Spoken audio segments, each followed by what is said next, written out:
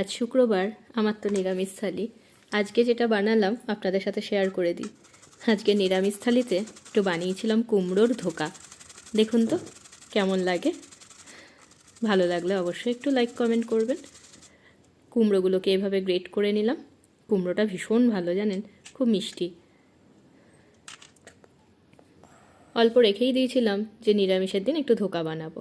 ওদিকে কুমড়োটা গ্রেট করে এদিকে এই ছোলার ডাল ভিজিয়ে রেখেছিলাম, তার মধ্যে আদা, কাঁচা লঙ্কা দিয়ে ভালো করে একটু পেস্টটা তৈরি করে নিই।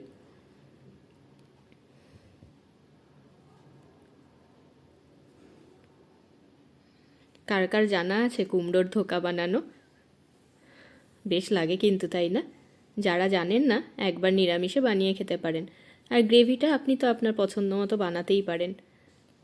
চলুন এই ডালটার সাথে এবার একে একে মেশাতে থাকি। গ্রেট করা কুমড়ো, তার মধ্যে দিলাম হিং, কিছুটা কালো জিরে, পরিমাণ মতো লবণ, হলুদ। ব্যাস, আর কিছু না। এবার ভালো করে হাতের সাহায্যে মেখে নিই।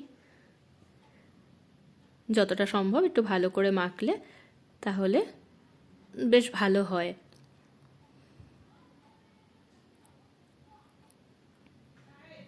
ব্যাটার তৈরি। চলুন ফ্রাইং প্যানে তেল গরমে দিয়ে দিয়েছি, দিয়ে দিলাম মিশ্রণটা, একটু নাড়াচাড়া করে নিই। বাড়িতে ধোকা বানালে তো এভাবেই বানাই, তো ভাবলাম আজকে আপনাদের সাথে শেয়ার করে নিই। আমার নিরামিষের থালিতে আজকে এনার স্থান। একটু বড় হয়েছে যেহেতু আমি গ্রেভিটাও দেখিয়েছি আমি নিরামিষে কিভাবে গ্রেভি করলাম, যেখানে টমেটো কিংবা টক দই কিছুই পড়ে না আর কি। আমাদের তো টক খাওয়া বারণ আছে শুক্রবারটা, যেহেতু সন্তোষী মায়ের পুজো হয় বাড়িতে, তাই। চলুন, তেলটা একটু বেশি পড়ে গেছে, কমিয়ে রাখলাম। বড় থালায় একটু তেল মাখিয়ে রাখলাম। মিশ্রণটা এবার ঢেলে দেব।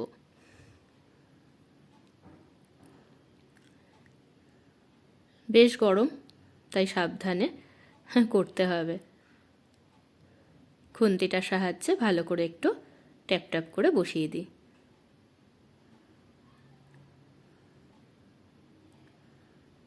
কালারটা কি ভাল লাগছে দেখুন, ডাল আর কুমড়োটা মিশে বেশ সুন্দর একটা কালার এসছে, তাই না?